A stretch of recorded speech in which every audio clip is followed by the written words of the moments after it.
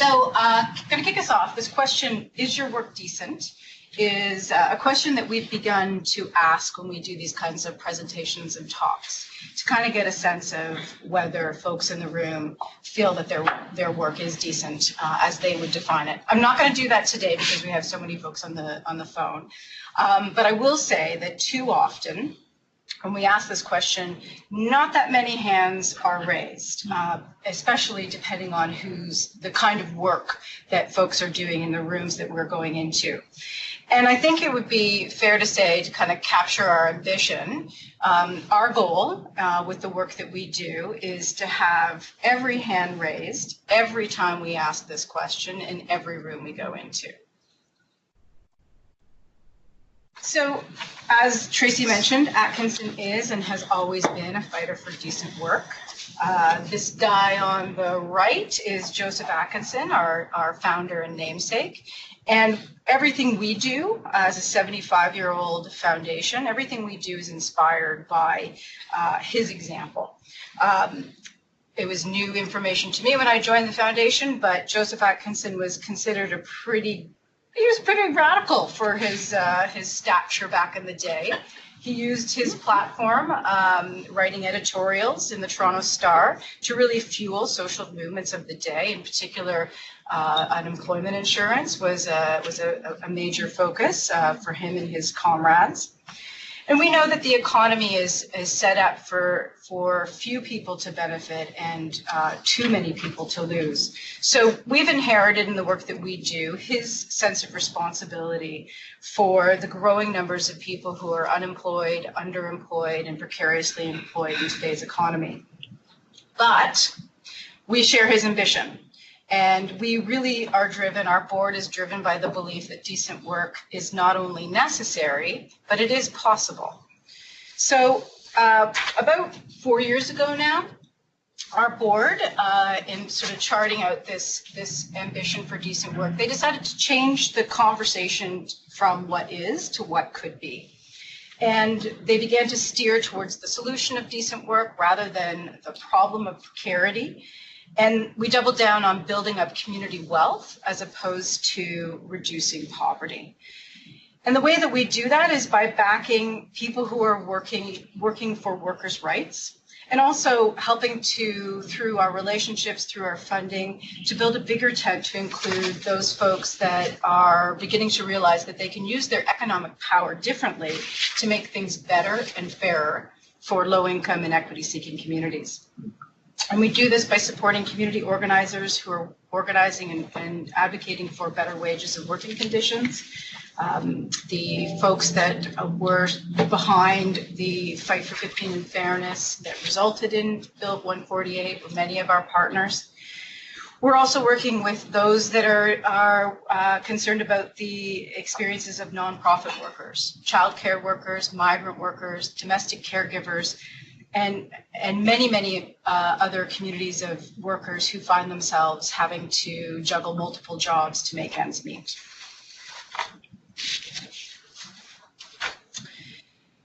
We also support organizations and coalitions like the Toronto Community Benefits Network. We have some partners in Windsor, Hamilton, and Halton who are looking to get more from communities out of the province of Ontario's multi-billion-dollar investment in public infrastructure. We're behind the City of Toronto and a network of anchor institutions, largely colleges and universities here in Toronto, who are thinking about, learning about, and putting into place plans to use their considerable spending, purchasing, and hiring power to support local communities. And finally, we are, as a foundation with an endowment, we are using our role as investors to mobilize other investors to make sure that workers are treated like the engines of successful companies and not just the fuel. We're really inspired by this guy, Dr. Manuel Pastor. He's an American academic and activist. And this quote really kind of has driven our work. He says, "Projects demonstrate what's possible. Policy makes the possible standard practice. It's power, however, that ultimately drives policy reform." So for this reason, we support movement builders that develop communities and engage people directly that are affecting the issues in the strategies for solving those problems. And these organizations, coalitions, networks, they vary in size and scope across the province, but they all are driven to change unfair systems and structures. And that means that they hope that the projects that they're working on will ultimately lead to policy improvements.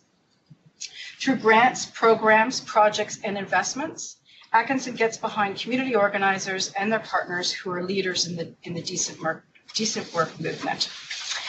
And we're proud to partner with both ONN and TASK in this work.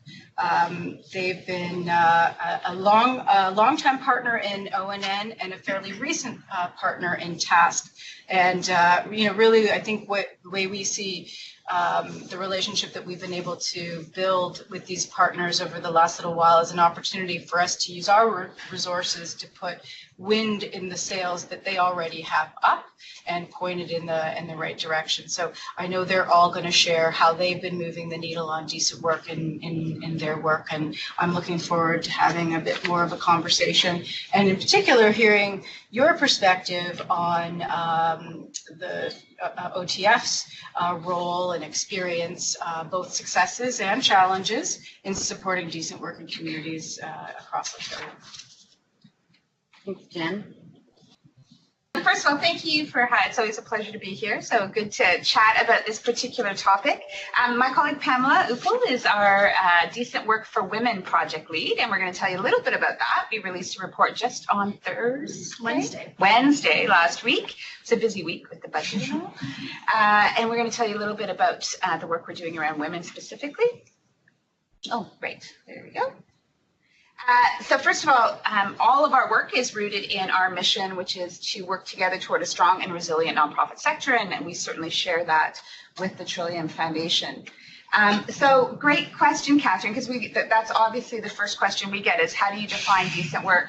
And usually the question I get first is decent work isn't so aspirational. Can't it be awesome work or inspiring work, or why did you choose the word decent? And I often have to explain, actually, we didn't pick the language, so we're kind of co-opting the language, but it is based on we're using the definition from the International Labour Organization, and there's a whole lot of information about that. If you're interested, we have a link. But opportunities to obtain decent and productive work in conditions of freedom, equity, security, and human dignity is the broad concept that we've addressed for decent work. And a little bit of history. ONN, for a number of years, so we're 10 years old this year. We only 5 or 6 with staff, but ONN's been going for 10 years. And over the whole 10 years, people have always wanted to talk about the people that work in the sector, our labor force issues. And so it was about 5 years ago, maybe 4 or 5 years ago, that we got some funding from the Ministry of, at that time, MTCU, which is now as MASB, around looking at a labor force strategy for the nonprofit sector. And we did some work, and there's a report called Shaping Our Future, which is on our website, which was the first report about looking at the nonprofit sector as a sector of employees and employers. And then as we talked about, okay, now what are we going to do? That report kind of showcased there's all this work to be done, and what role does ONN play, what role do funders play, what role do other people play? Almost at the same time, Atkinson released their commitment to decent work. And we thought, I wonder if that's the right framework for what we need to do next. So our first partnership, which was a short-term partnership with Atkinson, was asking ourselves, does the decent work framework work for Ontario's nonprofit sector? And we did some research. We hired Moet NFP, and we put out a report called Change Work. And what came out of that was that, yes, actually, the decent work framework really does help us identify what we can do for the nonprofit sector. It is directly linked, as well as Tracy mentioned, to the Sustainable Development Goals, and certainly many organizations are there's a lot more interest in Sustainable Development Goals. So Sustainable Development Goal number 8 is around decent work and economic growth. We haven't quite crosswalked to the social development goals yet in our work, but we're paying attention to what that might mean as we go forward. Community Foundations of Canada is doing a lot of work around sustainable development goals. So we're interested in learning what they're learning and figuring out how we can do some better work with that. But when we looked at the definition of decent work, there's a whole bunch of indicators. And our research, we picked 7 indicators that we felt would be really helpful for the nonprofit sector. And those indicators are around employment opportunities, fair income, health and retirement benefits, stable employment, opportunities for development and advancement, equality and rights at work, and culture and leadership. And one of the things that we often say, and Jenn has already kind of mentioned it, wages and fair income is only one of the 7 indicators. And people often get caught up around it's about the money, and it's not always about the money. And particularly in our context, what we hear all the time is that, well, there's not enough money to pay more wages, so we can never have a decent work environment. And that's not the case either. So we want to make the case for, yes, should nonprofit workers be paid adequately and appropriately? Absolutely. But that's not the only thing that we hear about. And I will say it's also a little bit controversial. We still get folks that call us and email us and say we need to stop talking about decent work in the nonprofit sector because it's making us look bad we should. There is a bit of a charity martyr syndrome where, we shouldn't expect to be paid more, and that's just all the more reason to be talking about all the more reason. Thank you. So, which is exactly what we say. All the more reason to have a generational shift in this conversation, because why shouldn't we be paid appropriately? So our vision for decent work is to mobilize a decent work movement across the Ontario nonprofit sector that will allow organizations to more effectively achieve their missions because they provide decent work to employees. And fundamentally, where we're coming from is that if you have healthier, happier, and better supported workers, you're better able to meet your mission and vision, which is what you're there to do in the first place. So it's a direct connection to the mission and vision, and that message resonates with boards who, as you know, in our sector are uniquely the employers, which puts us in a bit of a trickier place compared to the private sector or government. So that vision is driving all of our work. So our first phase of decent work was that, as I mentioned, the change work research and report with Moet, looking at what are some of the promising practices around work in the nonprofit sector. And we developed a decent work charter and checklist, which I'll show you in a moment, for nonprofits and charities to use. And we started exploring a pension plan for the nonprofit sector, because at that time, the Ontario government was looking at having a provincial pension plan, the Ontario ORPP, Ontario Retirement Pension Plan, which when CPP got enhanced, they decided not to proceed with, but it opened the door to start having conversations about pensions. And when we looked at some of the indicators for decent work, a gaping hole was around pensions. And I'll tell you where we're at and that in a moment. And so we did lots of work, people were really interested and engaged in the work, and fortunately Atkinson thought it was useful and a good decision. So we have just, now we have a 3-year partnership with the Atkinson Foundation to really develop the work that we've done and what we're calling is create a movement around decent work in Ontario's nonprofit sector. So Pam will tell you a bit about our Decent Work for Women project.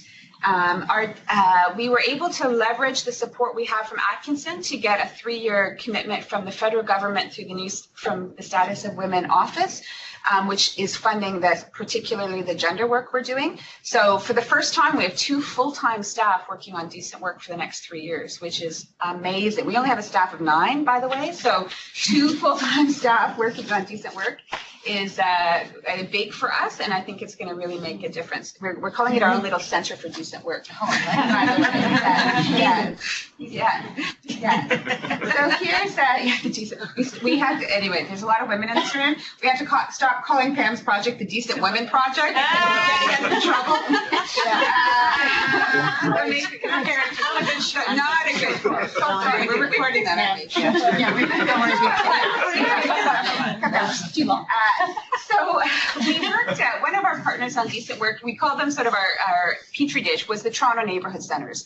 They're a network of 30 neighborhood centres, some big, some small, multi-service, multi-funding, some direct service, some union, some non-union. So the perfect kind of test case for us in decent work.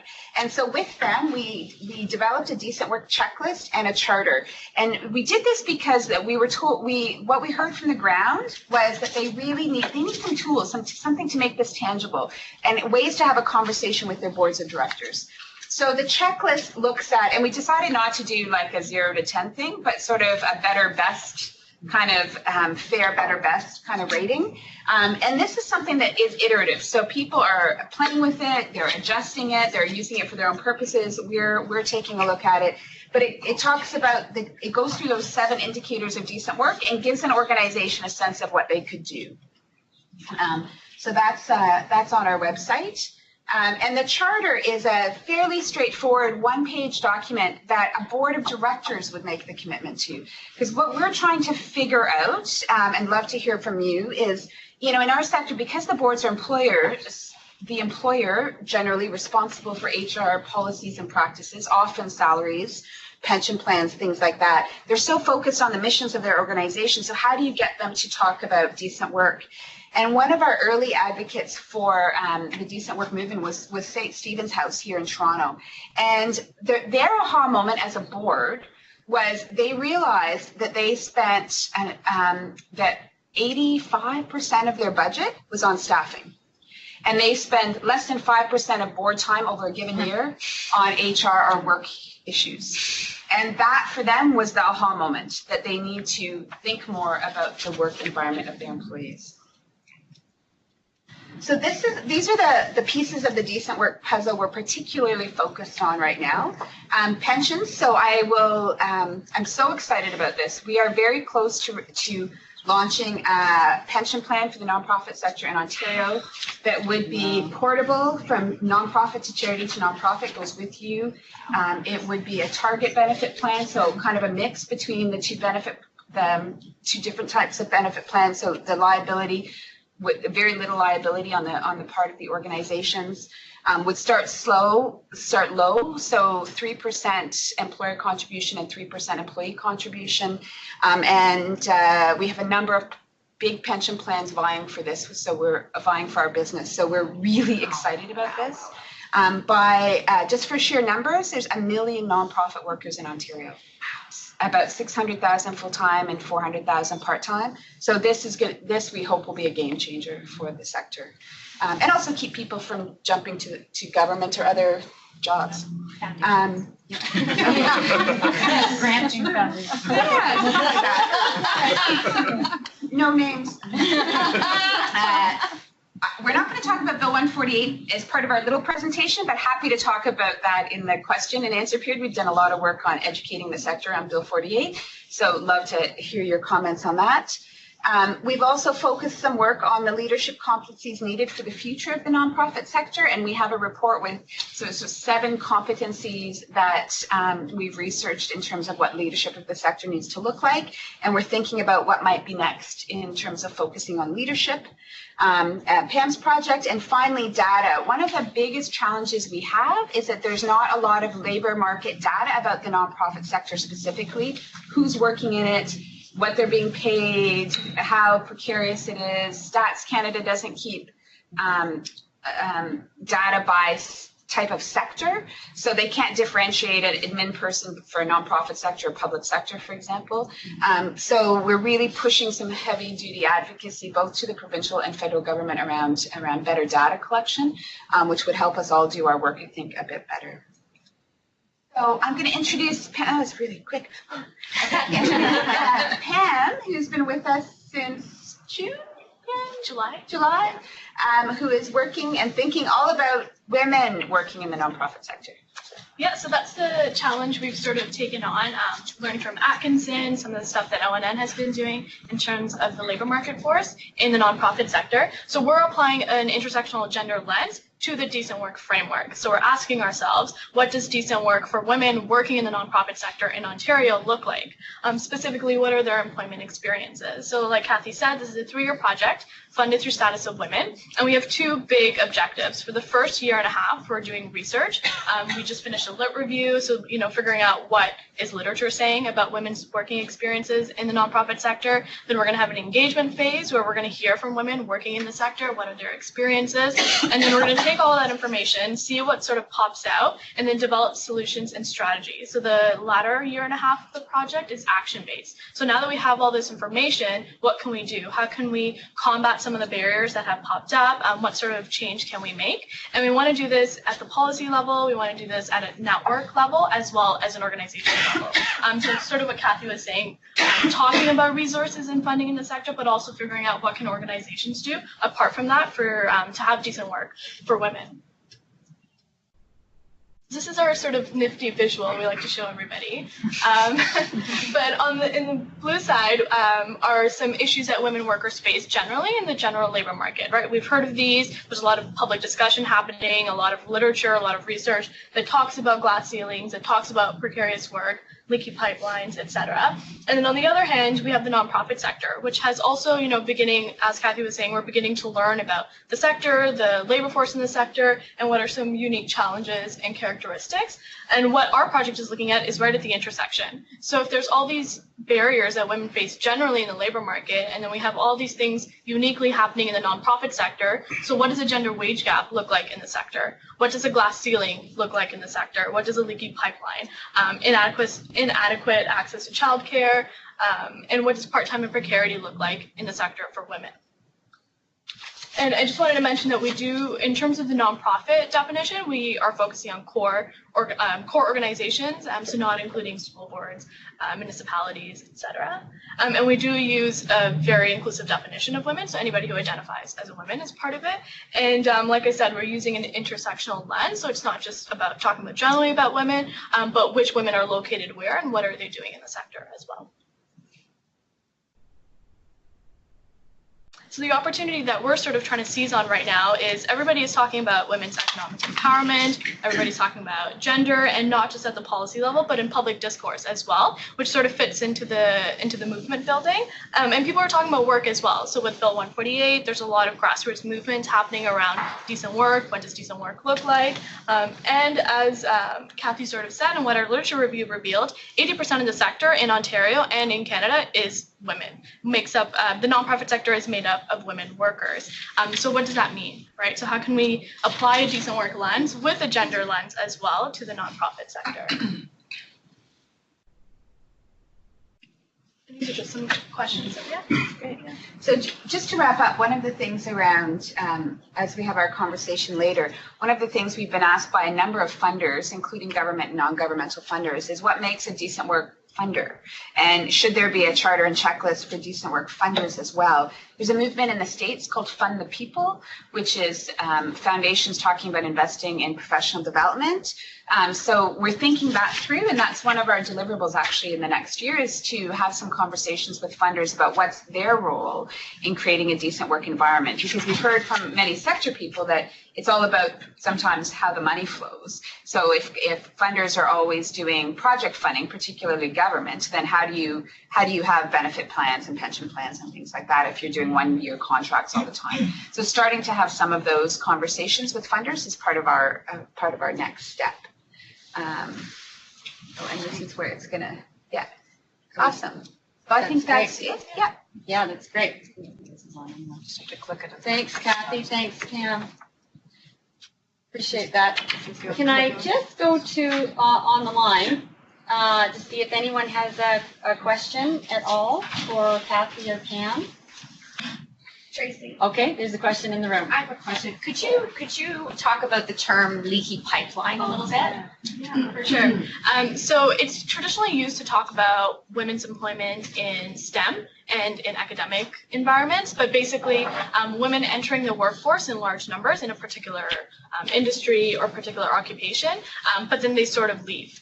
right? And so when you get to the leadership level, often what we'll hear in organizations is, well, we want women to be in leadership roles, but there just aren't any. So that's sort of what the leaky pipeline is. So where if we have a lot of women graduating with degrees, going into the workforce, but none at the leadership level, where is that leak and why is it happening?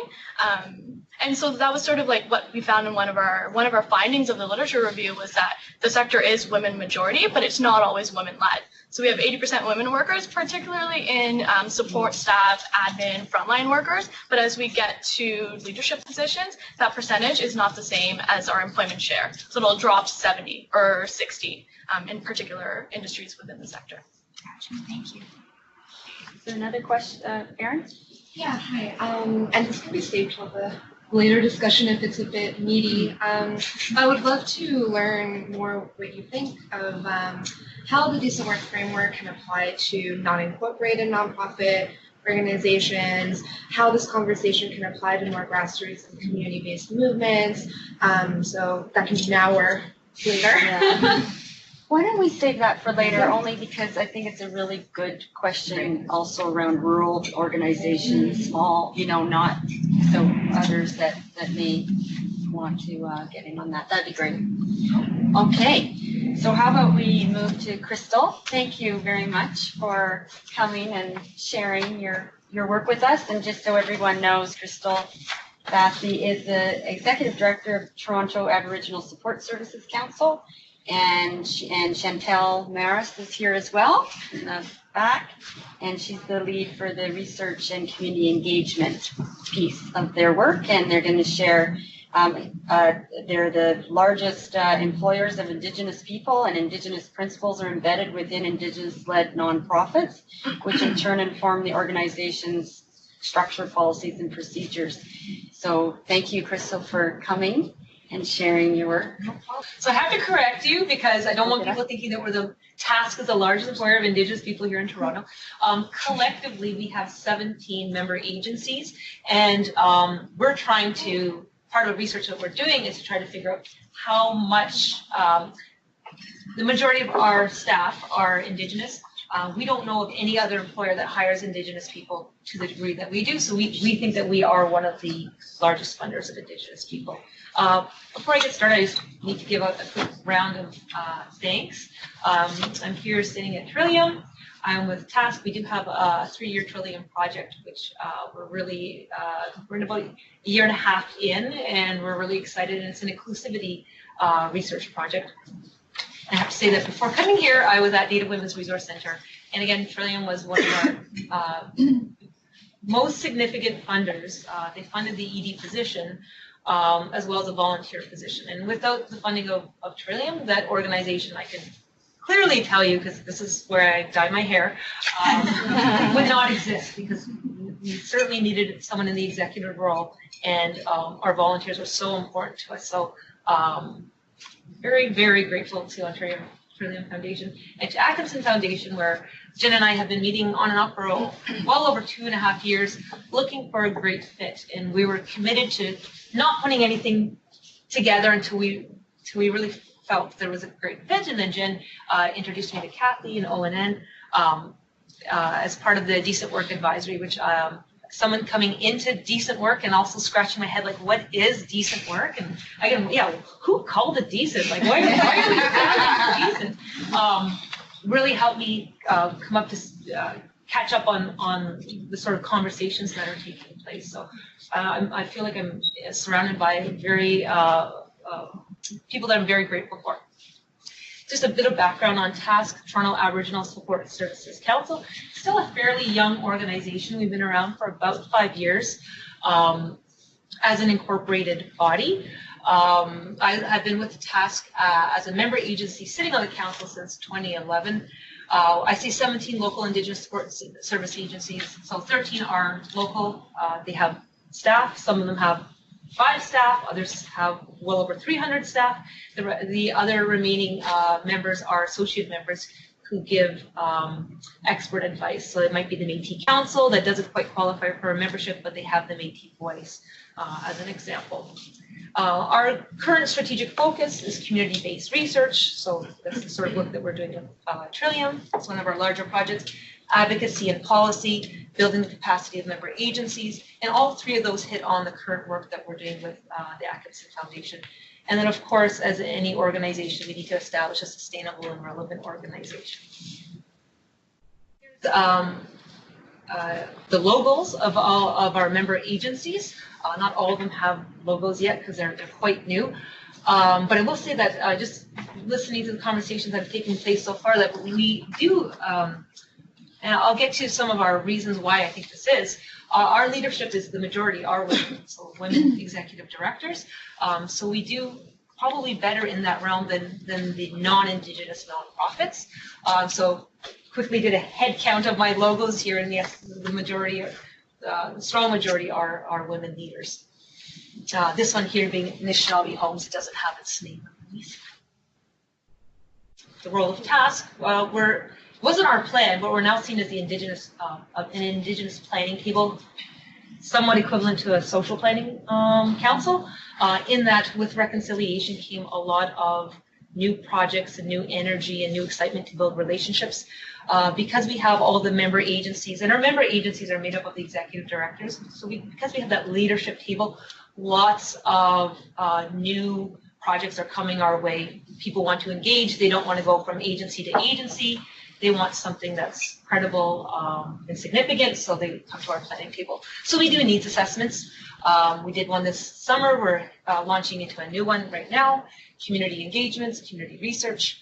We act as an advisory. So again, City of Toronto comes to us with the TO core that they've just produced to get feedback from our agencies, and they're representing their members. So it's a very strong segment of the Indigenous communities within Toronto.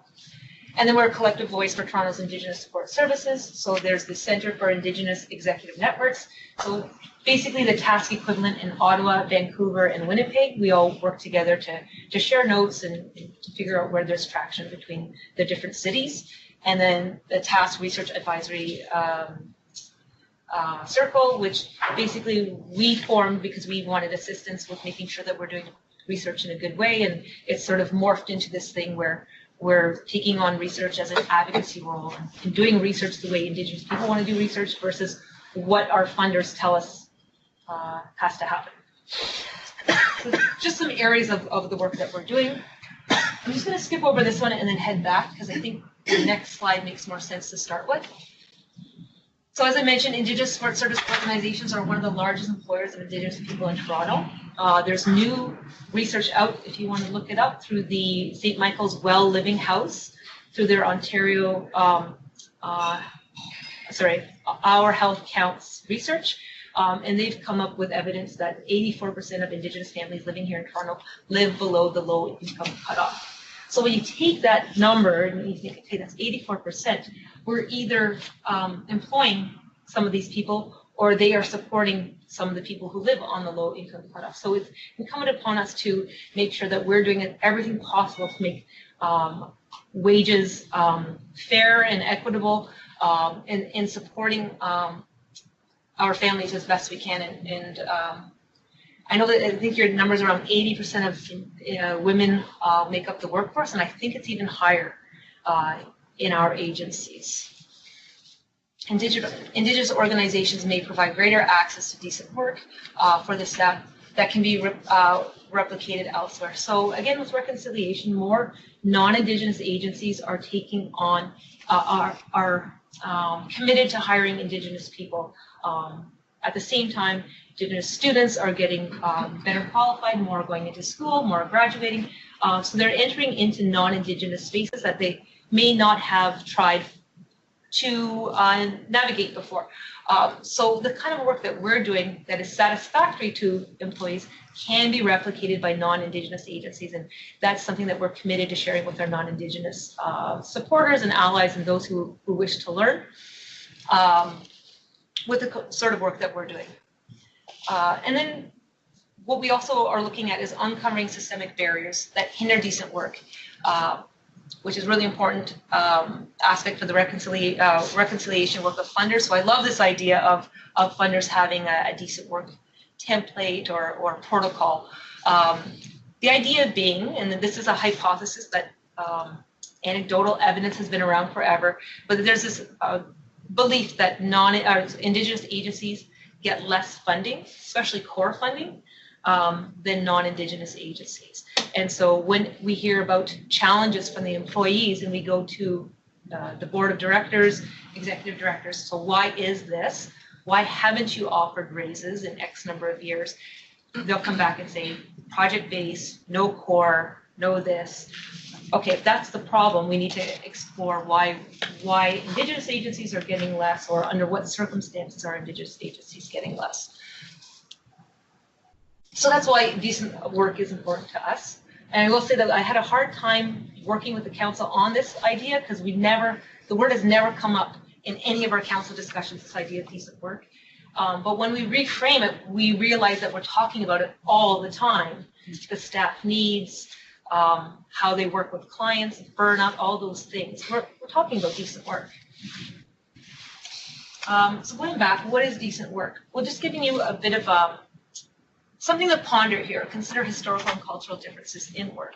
So prior to any settlers coming into what we now call Canada, many nations had a very fairly strict division of work, and it was, by all accounts, considered equal for most nations. I don't want to overgeneralize, but most nations, there was women's work and there was men's work, and the women were honored for the work that they did and respected, and there's ceremonies to show that women were honored.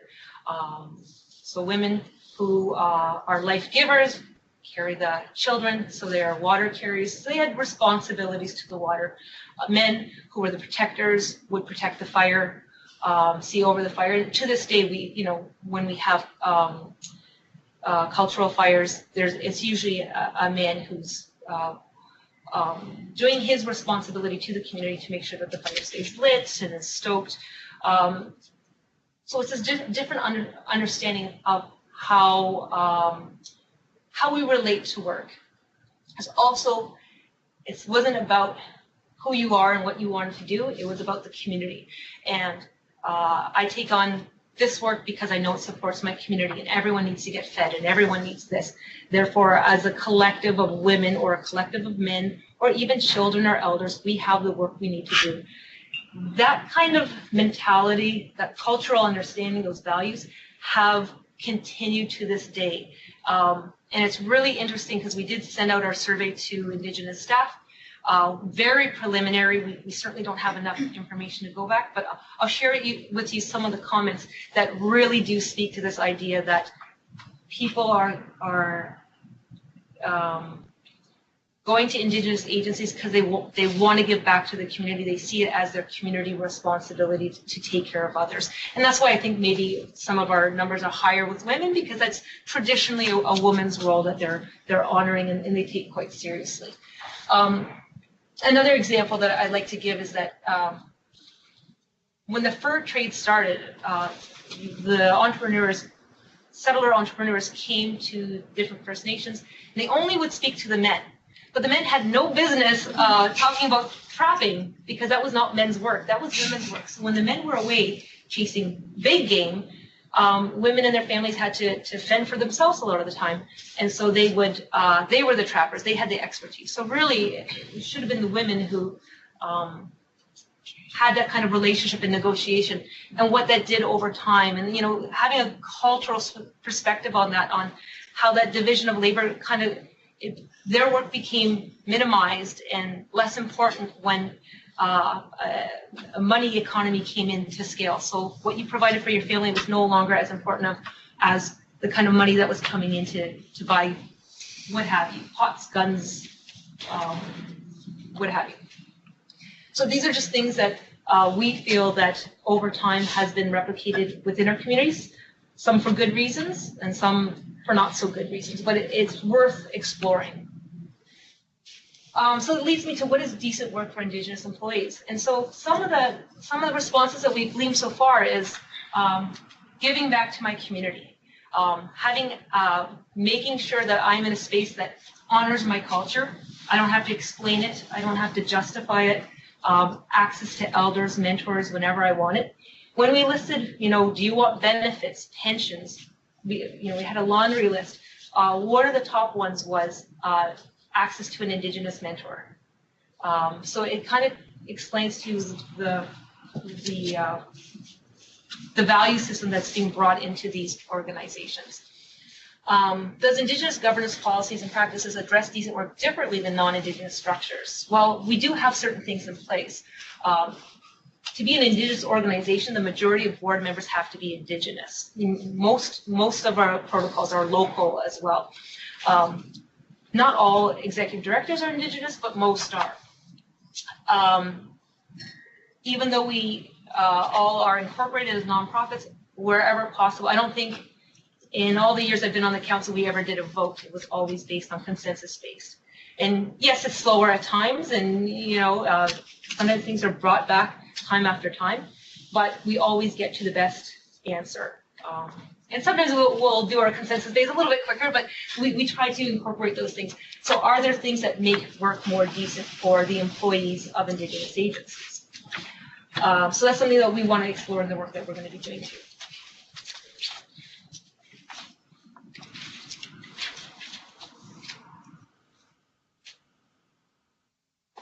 So just quickly to kind of give you a summary of the kind of work that we will be doing. We did recently send out a survey. The hope is that 80% of all staff from all participating organizations fill this out. And there's a lot of conversations on how do you keep it confidential. So when I'm reporting back, I had to be very careful that it didn't look like it singled out any individual person or even organization, because some organizations are quite small. So we sent out a survey. We're going to be analyzing that. We use this iterative process where we take information that we have, bring it back to council, they discuss, maybe make some recommendations. We then go out, we're going out with 5 different focus groups. Whenever we do research, it's always a reciprocal process. So what that means is if we're going to bring people together, we have to do more than just give them honorariums. Yes, we give them honorariums and tokens and food, but the idea is we need to come to them with more information than when they stepped into the room. So one of the questions that we asked in the survey was, what do you know about these decent work bills? Majority never heard of it or know very little. 1 or 2 said they had satisfactory knowledge. So this is something really important and exciting for us to bring to these focus groups, is to give them slight more knowledge around their human rights, decent work bills. What is it from this non-Indigenous perspective, and how can you engage with it? And then providing them with the feedback that they gave us. I think that's really important as well. From that, again, we bring it back to council. It is action-based research, which means by the time we write a report to Atkinson Foundation, it's not going to be, Crystal and Chantel's recommendations on what we think could happen. We'll have already explored different funding challenges, opportunities, and the council will collectively take on responsibilities back to their staff and individual responsibilities.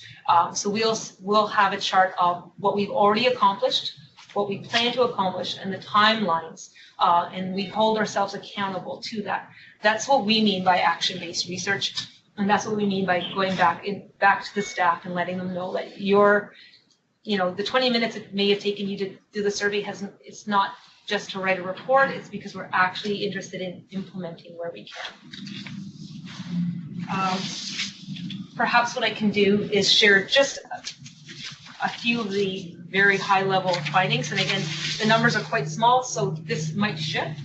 But one of the questions we had on why do Indigenous people flock to Indigenous organizations, is it because A, they need to feel safe and they don't feel safe going to non-Indigenous agencies, or is it because there's culture there that they want to learn more about or just be part of, or is it because non-Indigenous agencies are not hiring them? From the numbers and this is just their perception, most did not perceive that non-Indigenous agencies weren't hiring them. Most of it was that, yes, when I go to an Indigenous agency, I get to hang out with elders and mentors and smudge and all those things. So it's very much based on a positive aspect that's drawing them in. Again, of all the things that they could have, a laundry list, one of the main the top support that they were looking for would be flexible time. That meaning that you can work in the evenings or weekends to do your job and, you know, not be there exactly at 9 and leave at 5 type of thing. One reason for that would be the high number of women that filled out the survey and the very high number of that number who are single parent families. So the need for flexible time is really important. I think it's one of the first things that we'll be talking about with the council. Interestingly, a lot of them didn't know whether they felt like working in an Indigenous agency is better than a non-Indigenous agency. They did believe that there's better training, absolutely believe that there's better wages out there than non-Indigenous agencies, but it wasn't as safe. So you can see that they're sort of weighing their options there. One